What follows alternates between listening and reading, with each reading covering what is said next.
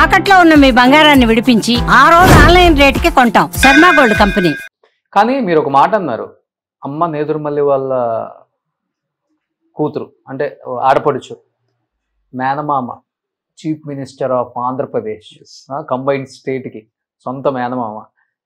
ఒక ముఖ్యమంత్రి మేనల్లుడు సినిమాల్లోకి వస్తున్నాము అంటే ఆయన ఒక మాట చెప్తే చాలు, ఒక ఎన్టీఆర్ గారికో, ఒక ఏఎన్ఆర్ గారికో, ఒక కృష్ణ గారికో, మా చెల్లెల కొడుకు సొంత, మా ఓడికి రెడ్ కార్పెట్ వేసి మంచి అవకాశాలు ఇప్పించే బాధ్యత మీదని చెప్పే అంత చనువు ఉంది. కానీ మీరు అది అడ్వాంటేజ్గా తీసుకోవచ్చు కూడా. కానీ ఎందుకు మీరు వద్దనుకున్నారు? ఆ కష్టాలు, ఆ ఫోటోలు ఇచ్చి తిట్టించుకోవటం. ఆయనకి ఇష్టం నేనంటే. అంటే నేను యాక్టర్ అయ్యాక చాలా హ్యాపీగా ఫీల్ అయ్యాడు. ఆయన ఒకరోజు క్యాబినెట్ అందరిని నిలబెట్టి వాడెవరో తెలుసా అని అన్నాడు. ఓకే. మొత్తం క్యాబినెట్ అంతా ఉన్నారు, ఆయన సీఎంగా ఉన్నాడు.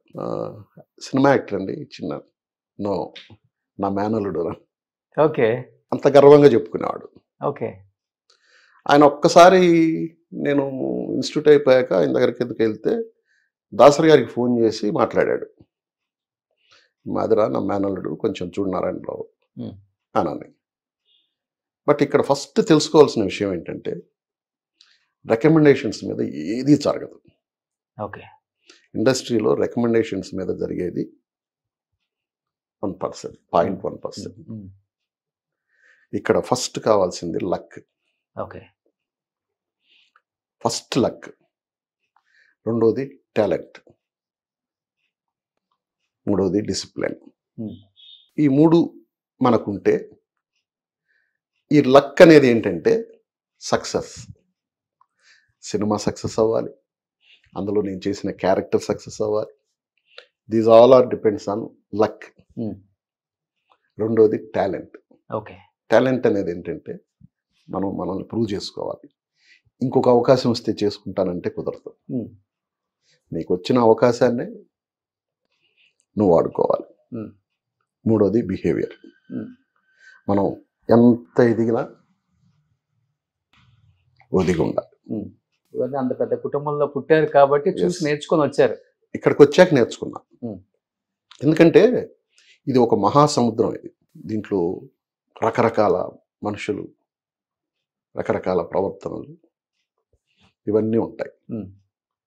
దీంట్లో ఈదడం అనేది ఇట్స్ నాట్ ఈజీ థింగ్. అలా ఈదుతూ ఉన్నాం ఇంకా. ఓకే. ఇండస్ట్రీలో ఎలా ఉండేది గౌరవం? అదే ముఖ్యమంత్రి గారి మేనల్లుడు చిన్న గట్టిగా పాకిందా ఆ టైంకి? నేను ఎవరికి చెప్పేవాడిని కాదు అసలుకి. నేను రెడ్డి అని కూడా ఎవరికి తెలియదు. నేను ఎవరికి చెప్పేవాడిని కాదు. ఆఫ్టర్ నా పిల్లలు రెడ్డి అని పెట్టుకున్నారు. దాని తర్వాత మెల్లమెల్లగా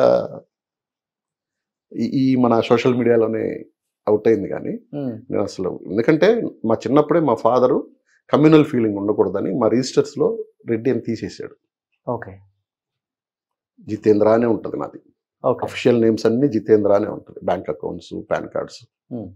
రెడ్డి అని చిన్నప్పుడే తీసేసాడు నాన్నగారు. ఓకే. ఈ చిన్న అనే పేరు నాకు యాదృచ్ఛికంగా ఇప్పుడు శివాలో వచ్చింది. కానీ మీరు వచ్చిన టైంలో క్యాస్ట్ ఫీలింగ్ ఎక్కువ ఉండేదంట ఇండస్ట్రీలో. మిమ్మల్ని అడగలేదా ఎవరు మీరు ఏ కులం అని? నిజంగా చెప్పండి. అడగలే ఎవరు అంత. అంటే నేను ఎక్కువ రోజులు కష్టపడలేదన్నమాట. ఓకే. అదొకటి. అంటే ఆ ఉన్నన్ని రోజుల్లోనే ఉడదుడుకులు చూసేసా. అంటే 87లో వెళ్ళాను నేను. 87 జూలై. 87 జూలై వెళ్ళాక ఇటాటి ఇన్సిడెంట్లు ఒక 2-3 జరిగాయి. 2-3 జరిగాక ఇది మనకి కుదరదు, ఇక్కడ మనం నెగ్గుకు రాలేం అని నేను మెంటల్గా డిసైడ్ అయ్యాను. డిసైడ్ అయ్యి మనం పెద్దవాళ్ళు సంపాదించిన డబ్బును పాడు చేస్తున్నామేమో తీసుకొచ్చి. ఓకే. అంతే కదా. అక్కడి నుంచి ఇక్కడికి రావాలి, రూమ్ రెంట్ కట్టాలి. అప్పట్లో 150 రూపాయలు నేను కట్టిన రూమ్ రెంట్. అది కూడా ఆ రోజు ఎక్కువే. అవును.